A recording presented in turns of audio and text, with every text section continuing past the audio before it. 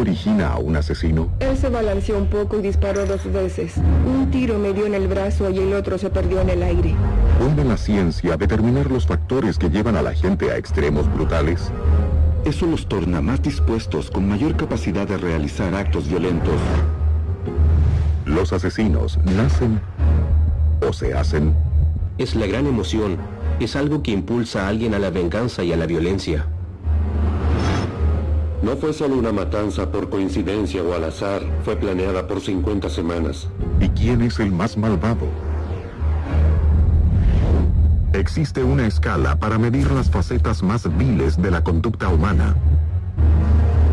Desde asesinatos impulsivos hasta violencia alimentada por la locura. Actos calculados de crueldad, tortura y brutalidad.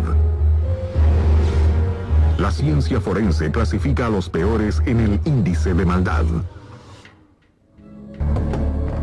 Hay asesinos brutales que cometen actos de violencia atroz. Santa Cruz, California. Edmund Kemper recorre las calles en busca de quienes desean un aventón. Tortura y mutila a sus víctimas. Se le atribuye la muerte de 10 personas. 1978. Richard Chase oye voces que le indican que consuma los órganos y la sangre de humanos o morirá. Masacra a 6 personas. 2002. Clara Harris descubre que su esposo tiene un romance. En un arranque de furia, lo arrolla con su auto y le observa morir en el estacionamiento de un hotel. ¿Qué impulsa a la gente a matar? ¿Son sus crímenes comportamientos normales llevados a extremos violentos? ¿Son ellos el producto de pasados traumáticos? ¿O son acaso disfunciones cerebrales que pueden forzar la crueldad extrema en alguien? ¿Puede la ciencia ayudar a revelar el mal en el cerebro de un asesino? Durante décadas, el Dr. Michael Stone ha investigado el concepto de la maldad. Ha examinado los crímenes más terroríficos cometidos por los asesinos más brutales del mundo. A lo largo de su larga investigación, ha desarrollado una escala de maldad con 22 niveles, que mide los motivos, métodos e intención del criminal. Entre más atroz es el crimen, más alto se sitúa el criminal en la escala.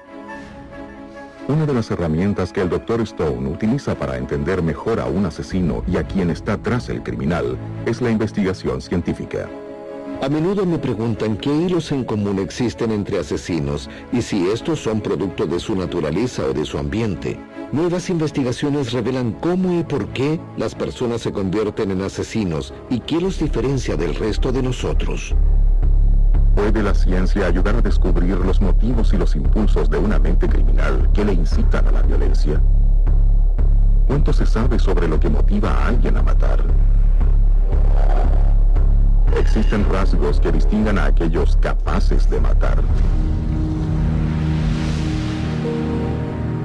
Muchos científicos tienen teorías sobre qué elementos ayudan a crear a un asesino. El Dr. Roy Baumeister estudia el autocontrol, la violencia y la agresión en la Universidad Estatal de Florida. Él cree que la motivación para muchos actos de violencia puede develarse con algo simple: el rechazo social. Ser aceptado es básico para sobrevivir. Creo que lo que ocurre con las personas rechazadas es que su sistema emocional se ha apagado. La mayoría de los que han cometido los crímenes más destacados, matanzas y asesinatos en masa, se han sentido rechazados y excluidos por muchas personas. Baumeister posee la teoría de que el rechazo social, el acto de ser excluido de la sociedad, el ostracismo por parte de familiares o sus pares, puede verdaderamente cambiar a las personas emocional y físicamente. Este rechazo puede llevarlos a una mínima capacidad para registrar el dolor, y esa inhabilidad de sentir dolor puede abrir la puerta a la violencia e incluso al asesinato. Este sentimiento de que no le agradas al resto, que ellos no desean tenerte cerca, de que ellos no desean estar contigo, eso presiona algunos botones muy dentro de la psiquis y, por cierto, muchas personas lidian con eso de una manera mucho más positiva, pero otros solo consiguen ser más violentos. ¿Pueden el aislamiento y el rechazo ser la motivación básica para muchos asesinos? Asesinos como el notable hijo de Sam. Richard David Falco nació en Nueva York en 1953. Inmediatamente es dado en adopción y aceptado por Nathan y Pearl Berkowitz. David Berkowitz creció atormentado por sentimientos de rechazo. Durante su adolescencia, su madre adoptiva muere. No mucho después, su padre adoptivo se muda a Florida. Berkowitz se queda cada vez más y más aislado. Vive en solitario y con pocos amigos. En el Día de la Madre de 1975, Berkowitz encuentra a su madre biológica y descubre que ella tiene una hija. Se siente abrumado por el hecho de que ella tuvo otro hijo, pero él fue puesto en adopción. Al año siguiente le dispara a 2 mujeres sentadas en un auto al azar. Se contagia por la atención que la prensa le da al crimen y envía una serie de cartas a la policía y a los periódicos prometiendo más asesinatos. Su locura se extiende por 19 meses y cobra 6 vidas. Cuando la policía lo atrapó, les dijo: «Soy el hijo de Sam. ¿Por qué se demoraron tanto?». ¿Pueden los sentimientos de soledad y rechazo de Berkowitz haber desencadenado su arrebato asesino? Para probar su teoría de que el rechazo social y la exclusión llevan a la violencia, el Dr. Baumeister mide el umbral físico del dolor en sujetos experimentales. Una persona entra y nosotros medimos el dolor poniendo un pequeño dispositivo en su dedo que incrementa la presión de manera gradual. El sujeto nos indica cuándo comienza a sentir dolor y cuándo éste se vuelve intolerable. El propósito de este primer paso es obtener una base de cuán sensible es una persona al dolor. Entonces, el Dr. Baumeister induce el sentimiento de rechazo social. A los participantes se les da un cuestionario de personalidad y se les dice que es parte de la investigación. Pero en vez de dar resultados reales, a algunos se les dice que sus cuestionarios indican que terminarán solos en la vida. Puede que tengas amigos y relaciones ahora, pero a mitad de tus 20 años la mayoría se habrá alejado de ti. Luego de experimentar este rechazo, se somete a los pacientes a dolor físico nuevamente. Administramos la medida de dolor exactamente de la misma manera que lo hicimos la primera vez, y esto nos permite ver si la sensibilidad al dolor del sujeto ha cambiado. Aquellos que han sido rechazados muestran ahora un umbral del dolor mucho más elevado. Están adormecidos. En efecto, se sientan ahí por mucho más tiempo antes de que digan que comienza a doler. No parece molestarles mucho. Baumeister no está seguro del por qué alguien que ha sido rechazado socialmente eleva su umbral del dolor. Pretende realizar escáneres cerebrales en el futuro para observar si la actividad cerebral varía después del rechazo. Baumeister también teoriza que después del rechazo no solo cambia la sensibilidad del sujeto al dolor, sino que también el despertar emocional de la persona puede verse afectado. La discapacidad del sujeto para determinar su propio dolor puede crear una incapacidad para reconocer el sufrimiento de otros, dando origen a un sentimiento de empatía disminuido. La empatía nos aleja de cometer actos violentos y crueles y de cosas hirientes hacia los demás, y si las personas pierden esa capacidad de sentir compasión por otros, eso los hace estar más dispuestos y ser más capaces de realizar actos violentos. ¿Puede el historial de rechazo de una persona obstaculizar su capacidad para sentir empatía por otros y hacerla proclive al asesinato? El aparente rechazo en su nacimiento por parte de su madre y la muerte de su madre adoptiva habrán creado una falta de empatía en David Berkowitz. Pero si se desea especular sobre los efectos del rechazo acumulado, aunque si esta falta de empatía se vuelve crónica, para que la sientas todo el tiempo debe ser algo muy preocupante. Por cierto, parece una extensión muy probable de los patrones que hemos visto hasta ahora. A lo largo de la historia, muchos asesinos han tenido historiales llenos de rechazo, tanto cuando niños como adultos. La variedad de sus crímenes cubre todo el espectro de mi escala, desde los impulsos criminales hasta la tortura, sugiriendo que el rechazo social y el aislamiento ciertamente tienen alguna conexión con la violencia. Algunos asesinos son impulsados a la violencia debido al rechazo y al aislamiento que experimentaron. Pero existen diferencias fundamentales en cómo funciona la mente de un asesino y cómo funciona una mente normal. ¿Tenemos todos el potencial de asesinar o solo algunas personas tienen una tendencia particular hacia la brutalidad?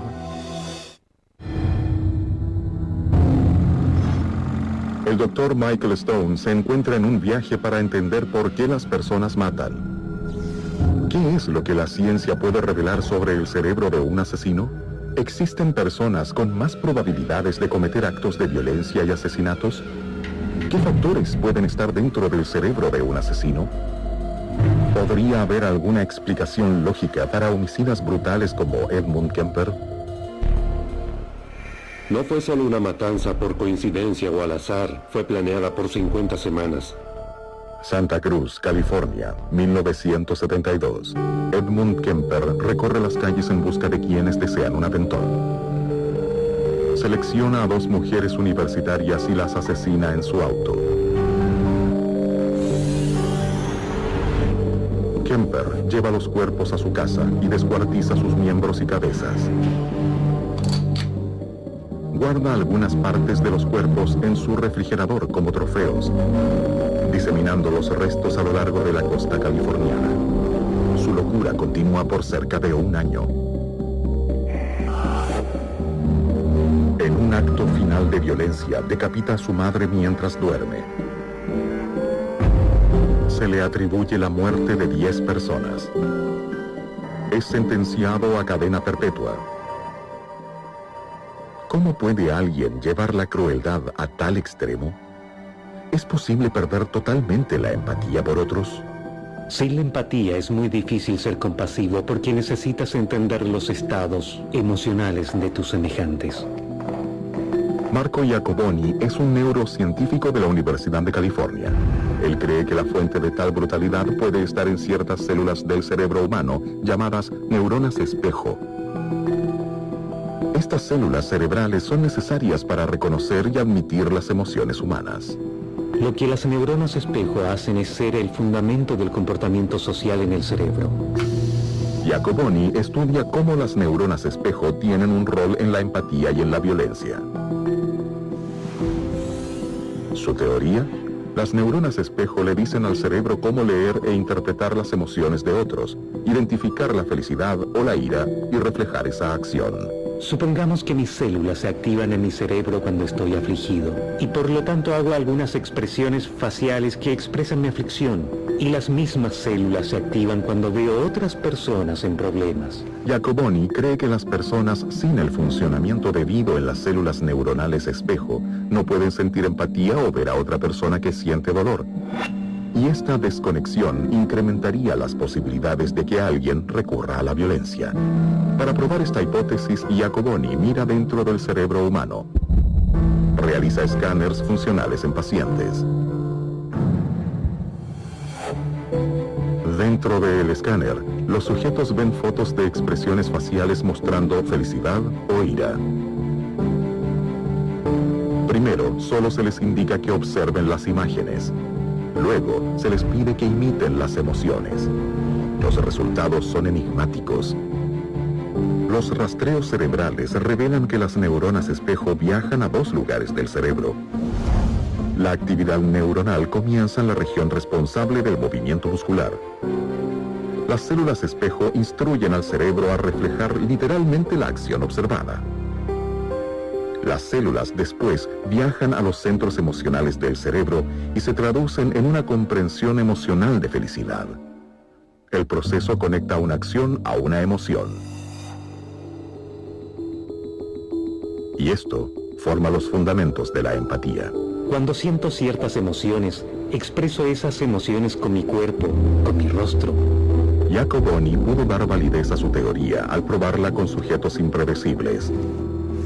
En pacientes autistas, quienes generalmente carecen de empatía. Y quiero que apuntes al rostro que muestra cómo se siente ella en la imagen. Muéstrame ira. Los autistas saben cómo describir emociones. Ira. Vergüenza. Pero muchos tienen dificultades sintiéndolas o expresándolas. Muéstrame felicidad. Los escáneres MRI de los sujetos autistas revelan muy poca activación de las neuronas espejo. Y entre más severo es el autismo, menor es la actividad en este sistema de neuronas. No hay correlación entre el autismo y la violencia.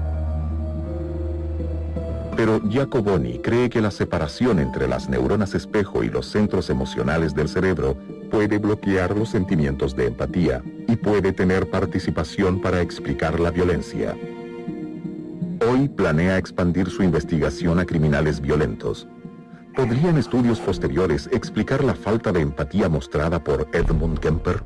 La discapacidad física o fallas en el cerebro pueden, por cierto, influir en la violencia o el asesinato. Mientras la violencia desatada por ese defecto puede ser extrema, los ejemplos de estas discapacidades son raros. Sin embargo, existen otras alteraciones potenciales dentro del cerebro que pueden llevar a asesinar.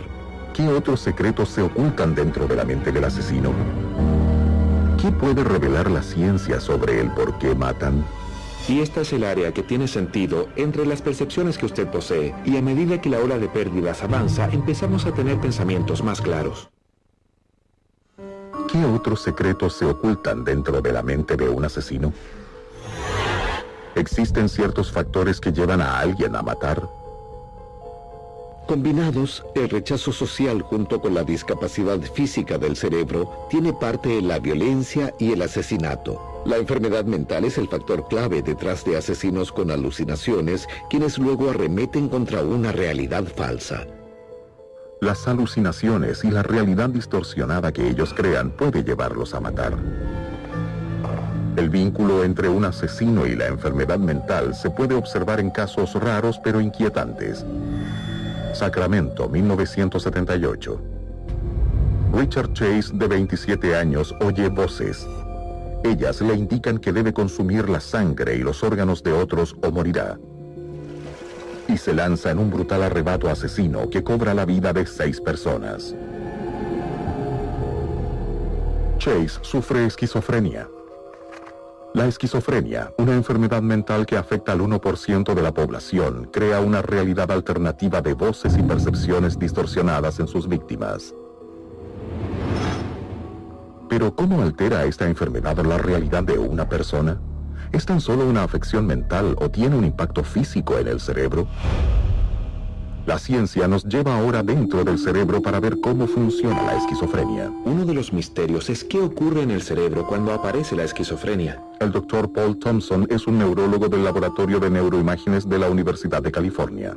Una de las cosas que nos interesa es examinar en el escáner a personas con esquizofrenia y entender qué es lo que ocurre en el cerebro mientras ellas desarrollan alucinaciones, psicosis y delirio. Thompson escanea el cerebro de 12 pacientes esquizofrénicos 3 veces en un periodo de 5 años. Combinando los resultados de los pacientes, el Dr. Thompson espera crear una película de tiempo que proveerá la primera mirada sobre cómo la esquizofrenia impacta al cerebro. Los pacientes son escaneados por primera vez poco después de obtener el diagnóstico. Es ahora cuando un paciente desarrolla los primeros signos de oír voces, tener sensaciones que son irracionales, y su dificultad de entender si son sonidos reales o si están en su cabeza. A medida que examina los datos, Thompson hace un descubrimiento importante. La esquizofrenia no es estrictamente una afección psicológica como se creía. Por el contrario, sí ataca de manera física al cerebro como otras enfermedades. Cuando empezamos, pensábamos que los cambios quizá eran psicológicos. Lo que en verdad vimos fue esta ola dinámica de pérdida de tejido, por lo que cuando el paciente tiene los primeros signos de alucinaciones y delirio, está perdiendo tejido cerebral rápidamente. En el primer año de enfermedad, los pacientes pierden el 5% de su tejido cerebral. 2 años después, se escanea a los pacientes nuevamente. Las imágenes correspondientes revelan una progresión aterradora. La mayor sorpresa es esta. Aunque el daño comienza detrás del cerebro, esta avalancha de pérdida de tejido cerebral finaliza en el frente del cerebro. Por eso, una de las cosas que vemos acá en rojo es la pérdida lenta de materia gris. Esa pérdida luego avanza como un incendio. Los escaneos finales revelan que luego de 5 años el daño se ha diseminado a regiones cruciales, como el lóbulo frontal, el área responsable del razonamiento y muchas funciones mayores. y esta es el área que le da sentido a las percepciones que tenemos. Mientras la pérdida de tejido avanza, comenzamos a tener pensamientos desordenados. Puede que tengamos delirios sobre quién somos y no entendamos qué sucede en el mundo. Con 5 años de enfermedad, terminará con casi 25% de déficit. Un cuarto de tejido cerebral perdido por la esquizofrenia. Estas células nunca se reemplazarán. Los descubrimientos del Dr. Thompson ofrecen conocimiento fundamental sobre la naturaleza de la enfermedad. Esta ataca físicamente al cerebro, tuerce percepciones y da origen a pensamientos ilusorios. ¿Puede esta enfermedad haber quitado la capacidad de Richard Chase de percibir claramente la realidad e incitarlo a la violencia? Sin embargo, solo un pequeño número de esquizofrénicos es violento. ¿Existen otros factores que contribuyan a la violencia en los esquizofrénicos? Los criminales impulsados por enfermedades mentales están en un amplio rango en la escala. El factor común es que muchos de ellos, como Richard Chase, han creado una realidad distorsionada o ilusoria. Su creencia inquebrantable en el mundo que han creado puede hacerlos desesperar y a menudo volverlos peligrosos. Podemos esperar que la ciencia continúe desentrañando los misterios que incitan a matar. La enfermedad mental es un factor común en los actos violentos y asesinatos, pero ¿un cerebro sano es igual de letal? Realmente debes bloquear una respuesta natural y también debes tener un bloqueo de una respuesta emocional para que la culpa, la ansiedad, la frustración, la aprensión sean bloqueadas. El Dr. Michael Stone intenta descubrir los factores que impulsan a asesinar. Se vuelca a la ciencia para descubrir las pistas dentro del cerebro de los asesinos. Una enfermedad mental es un factor contribuyente entre muchos de los asesinos que he investigado, pero también me he encontrado con aquellos que se apoyan en una gran inteligencia para cometer crímenes y también para evadir la captura. En estos casos, es un cerebro aparentemente sano el que puede ser letal. 1983. Diane Downs dice que un viajero le disparó a ella y a sus 3 hijos, matando a uno de ellos. Su historia inicia la cacería del asesino. Él se balanceó un poco y disparó 2 veces. Un tiro me dio en el brazo y el otro se perdió en el aire. Downs se describe a sí misma como una víctima ante la prensa. Quiero ayudar y encontrar al tipo que disparó a mis hijos. Pero cuando uno de los hijos sobrevivientes de Downs puede contar lo que ocurrió, relata que su madre fue quien disparó. ¿Cómo pudo Diane Downs engañar a la policía y al público por meses con su horrendo crimen? ¿Podría estar la clave de la habilidad de ciertos asesinos de engañar en la manera como su cerebro funciona? El Dr. Scott Farrell, de la Universidad Temple en Filadelfia, realiza un mapa de la actividad cerebral de los mentirosos. Su meta es determinar si el cerebro funciona diferente cuando las personas mienten o dicen la verdad. Recluta 11 sujetos de prueba para un experimento sobre mentiras. Como parte de la prueba, voy a pedirles que disparen una pistola con la mano izquierda sobre la derecha y tiren del gatillo. 6 de los sujetos disparan una pistola de salvas. Entiendo, lo haré. Imagine que ellos entran en una escena del crimen. Los otros 5 no disparan el arma. Necesitábamos un escenario de la vida real. Debíamos tener un tipo de crimen como un episodio que pudiera crear un recuerdo que tuviera un sentido táctil, en que sintiera el recular donde oliera la pólvora. Y entonces, tratarlos como sujetos verdaderamente culpables que serían puestos bajo un escenario de interrogación casi real. El consenso general es que tratas de vencer la prueba. Luego de que disparan el arma, sigue un escáner que le permitirá al Dr. Farrell ver en sus cerebros cómo formulan una mentira. Van a escuchar una serie de preguntas. La meta es tratar de engañar. Su meta es mentir. ¿Hoy es día martes? No. ¿El Dr. Farrell le pidió que disparara hoy? No. ¿Disparó el arma hoy? No. Nuestra teoría era que habría mayor activación del cerebro al momento de mentir. Podemos mostrar y probar que hay más áreas del cerebro que se activaron en el grupo que mintió que el que dijo la verdad. Los resultados revelan que los que mintieron activaron funciones en 14 partes del cerebro. el doble de quienes dijeron la verdad. El rojo nuevamente representa las áreas exactas que se activan dentro de las diferentes partes del cerebro en quienes mintieron. Entre quienes mintieron, las regiones del cerebro activadas involucraron emociones y funciones más complejas, como la inhibición, la memoria y la planificación. En esencia, los cerebros de quienes mienten trabajan más en las partes del cerebro con mayor funcionamiento. De alguna manera, cuando las personas mienten, son más inteligentes que aquellos cuyos cerebros no están realizando el mismo esfuerzo. Parte de una mente maquinadora debe tener más activación cerebral. Sin embargo, hay mucho más que está en juego. El cerebro tiene que trabajar más cuando mientes, porque el individuo que trata de engañar y ganarle a la prueba debe aparecer con una respuesta opuesta.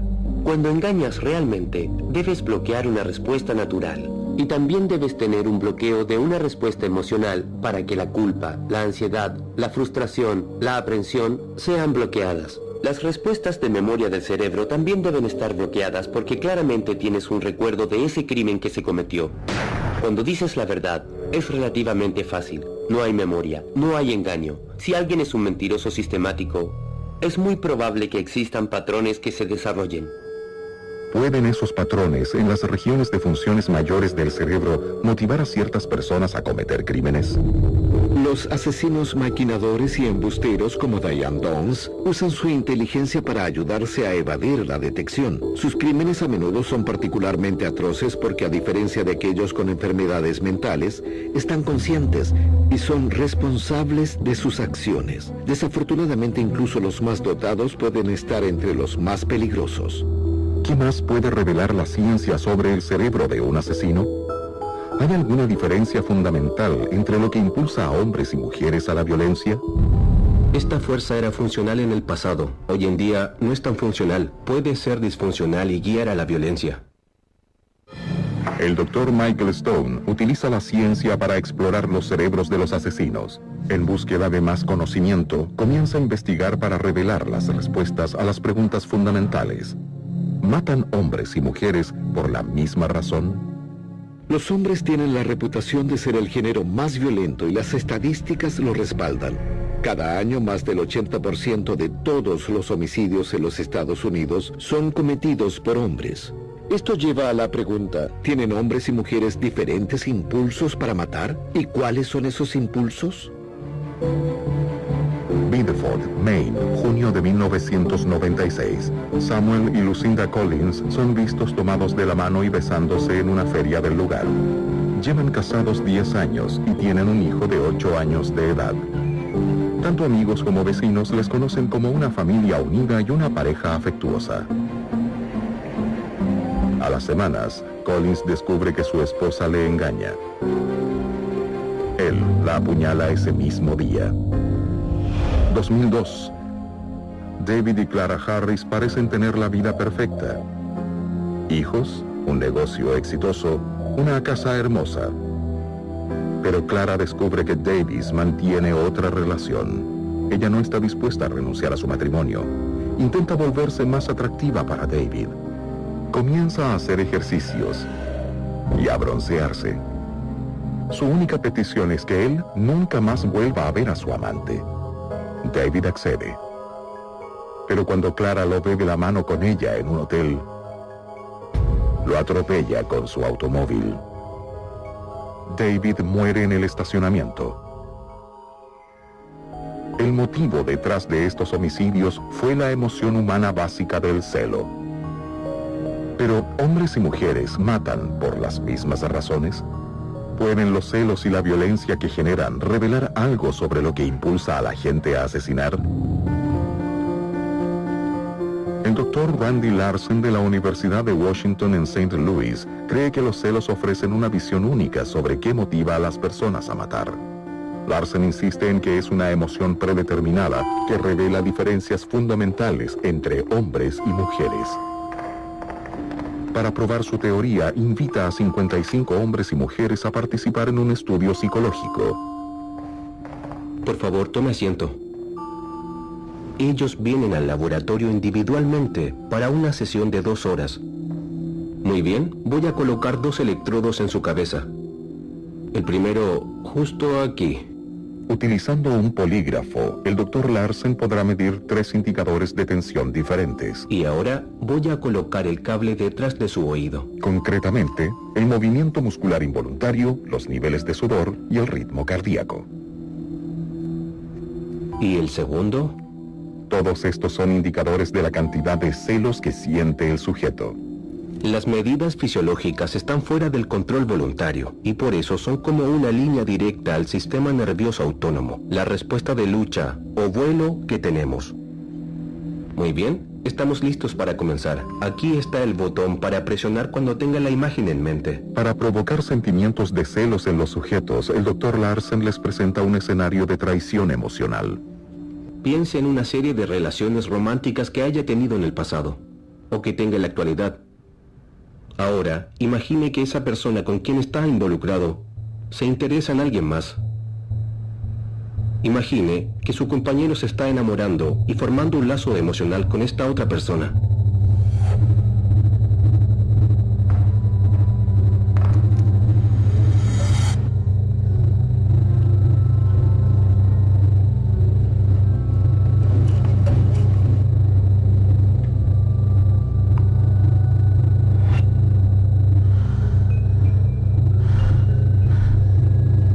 Cuando los sujetos de estudio han imaginado el escenario claramente en sus cabezas, presionan el botón.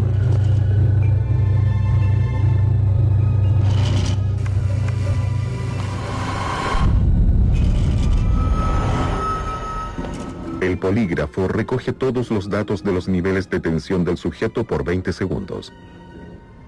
Entonces, el Dr. Larsen repite el proceso con un segundo escenario. Muy bien. Relájese nuevamente. Tengo una tarea más para su imaginación. Por favor, piense en una relación romántica. Mientras que el primer escenario fue una infidelidad emocional, el segundo es sexual. Imagine que averigua que su pareja está en una relación sexual con esta tercera persona. Intente sentir los sentimientos que tendría si esto le ocurriera.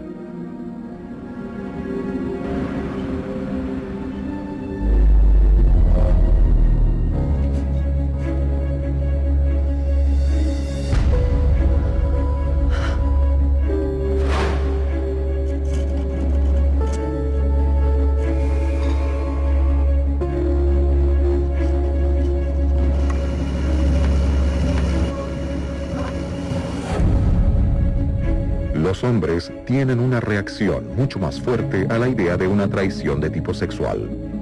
Justo lo opuesto a las mujeres. Para las mujeres, el pensamiento de que sus parejas se enamoren de alguien más es significativamente más duro.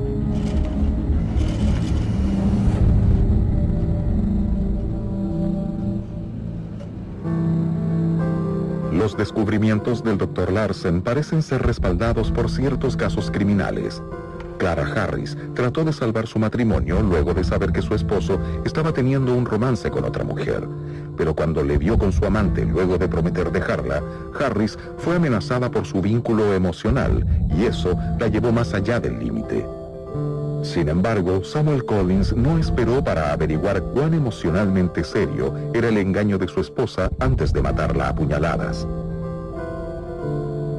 El Dr. Larsen cree que las diferencias en cómo los celos desatan la violencia han ido evolucionando por miles de años.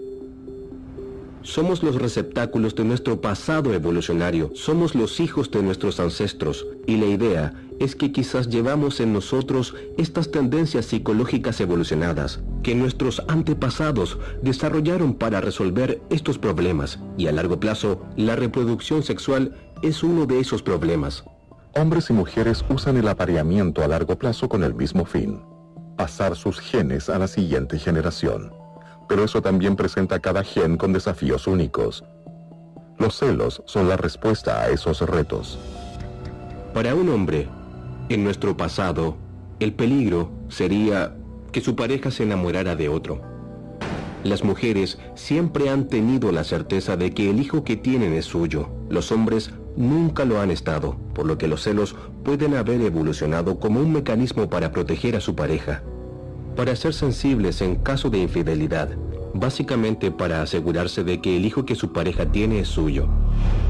Para la mujer, no es una preocupación real que su pareja se enamore de alguien más. eso no afecta su probabilidad de traspasar sus genes. Mientras el hombre se mantenga cerca para ayudar a criar al bebé que ella tiene, eso asegura que sus genes pasan a la siguiente generación y por tanto, lo que la mujer más teme es la pérdida de ese compromiso por parte del hombre. El desarrollo de los celos es un acto evolutivo que podría ayudar a explicar lo que impulsa a hombres y mujeres a la violencia. Los celos son una emoción poderosa que impulsa a una persona a la acción, a la venganza y a la violencia. Esta fuerza era funcional en el pasado. Hoy en día no es tan funcional. Puede ser disfuncional y guiar a la violencia. Clara Harris y Samuel Collins fueron motivados por una emoción primaria para matar, para la cual todos tenemos potencial, celos potenciales. El hecho de que sus celos románticos fueron desatados por diferentes circunstancias que causaron el mismo resultado, revela que mientras un hombre sería típicamente más impulsivo en sus actos violentos, las mujeres son igualmente capaces de matar. Los celos pueden llevar a las personas a actos de violencia terribles, pero ¿puede alguien ser manipulado para asesinar? ¿Es posible convencer a alguien para matar? La investigación científica tiene algunas respuestas sorprendentes. La investigación científica ha revelado cómo las enfermedades mentales, el rechazo social e incluso las emociones humanas más básicas pueden ser el motivo de un asesinato. Pero ¿puede una persona totalmente sana, sin un historial aparente de traumas o de enfermedad mental, ser impulsado a matar? La mayoría de nosotros, sin un historial criminal, creemos que somos incapaces de cometer violencia extrema o matar. Pero la historia nos muestra que incluso quienes parecen más inocentes pueden ser capaces de actos horribles bajo ciertas circunstancias. Tex Watson es un estudiante sobresaliente y un deportista estrella, destacando en fútbol, básquetbol y atletismo. Leslie Van Houten es la princesa del festival e hija de un profesor de la escuela. Susan Atkins es miembro del coro escolar y de su iglesia. Se le conoce como una chica tranquila y reservada. Patricia Krenwinkel es profesora en una escuela dominical que espera convertirse en monja. Todos provienen de familias de clase media. Agosto de 1969, Watson, Van Houten, Krenwinkel y Atkins están involucrados en una matanza que arroja 7 víctimas. Son seguidores de Charles Manson. La pregunta más impactante es, ¿qué ocurrió que transformó a estos adolescentes en asesinos violentos? ¿Cualquiera puede convertirse en asesino? La respuesta puede encontrarse en una debilidad fundamental del cerebro humano. La investigación intenta descubrir el poder de la conformidad grupal y cómo los líderes como Manson manipulan a sus seguidores. En los años 50, el psicólogo Dr. Solomon Asch estuvo entre los primeros en examinar el poder de la conformidad. Asch decidió que quería ver si había algo extraño o especial en las personas que seguían a líderes lunáticos o si la persona promedio podía llegar al conformismo bajo las circunstancias adecuadas. El experimento sobre la conformidad de Asch es una leyenda en los psicólogos sociales como el Dr. Benjamin Zablocki. La preocupación de Solomon Asch era la conformidad y deseaba saber si podía preparar una situación experimental en la cual las personas serían guiadas por la presión social a negar la evidencia de sus propios sentidos o llevarse bien con el juicio del grupo en una respuesta simple, relacionada con el largo de líneas. La prueba comenzaba colocando a una persona en un cuarto con un grupo de actores que simulaban ser parte de la prueba también. Aquí exhibimos a todos se les muestra un par de cartas. La primera tiene una línea dibujada en ella. La segunda tiene varias líneas de diferentes largos. Al sujeto se le pide que elija la línea que concuerda con la que está en la primera carta.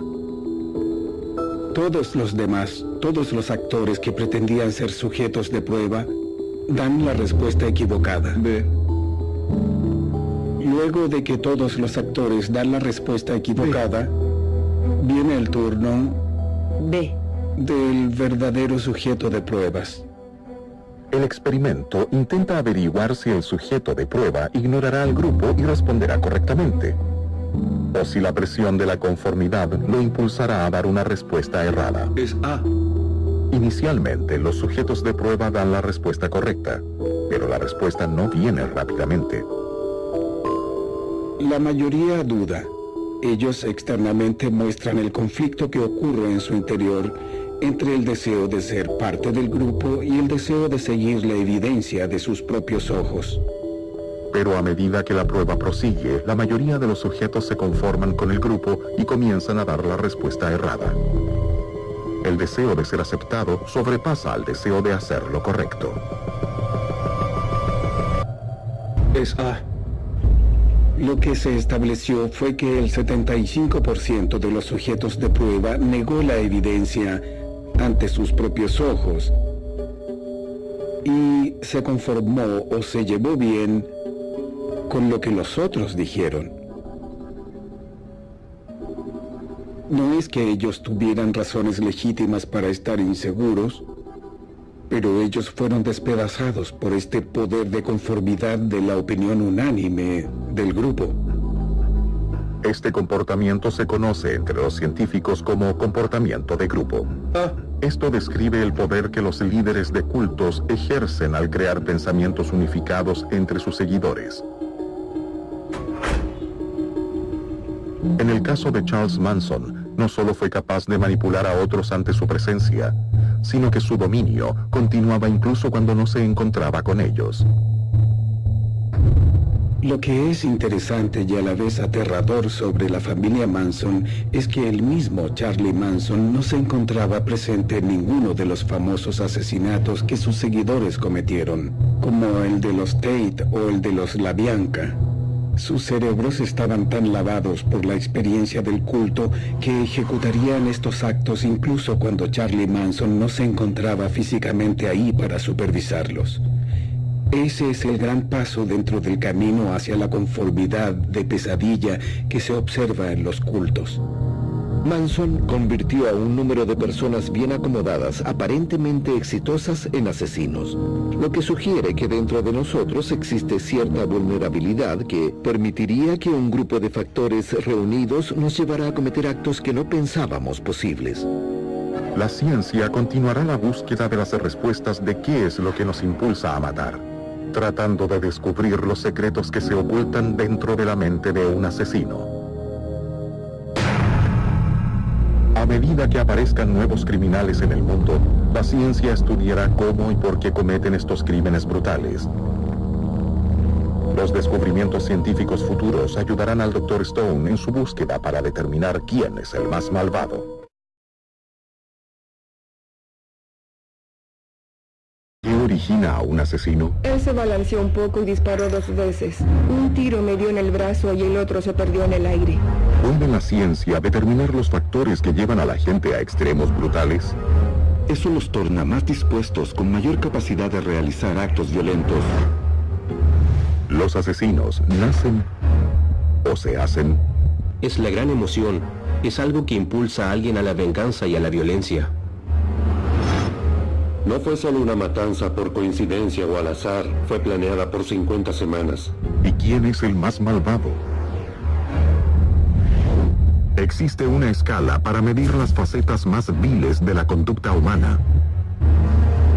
Desde asesinatos impulsivos hasta violencia alimentada por la locura.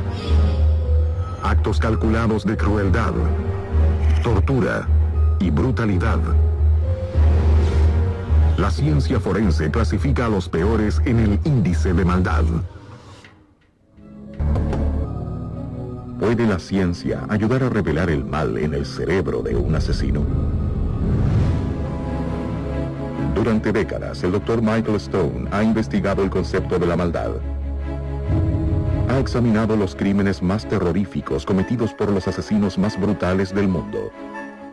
A lo largo de su larga investigación, ha desarrollado una escala de maldad con 22 niveles que mide los motivos, métodos e intención del criminal.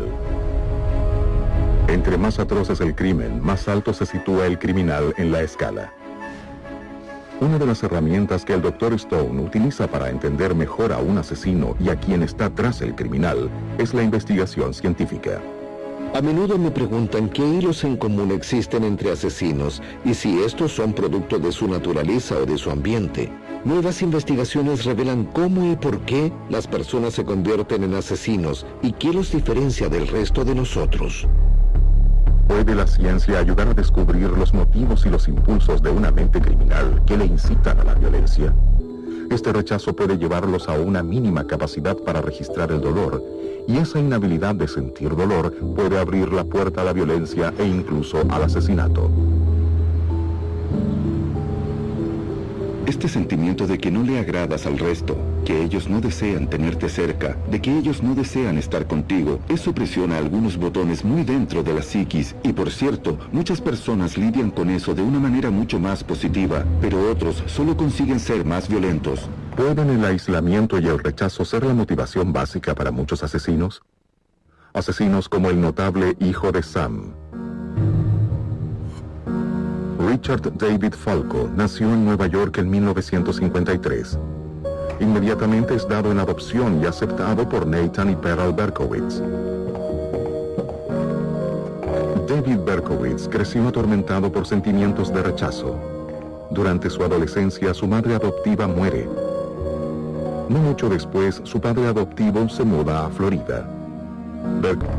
Hay asesinos brutales que cometen actos de violencia atroz. Santa Cruz, California. Edmund Kemper recorre las calles en busca de quienes desean un aventón.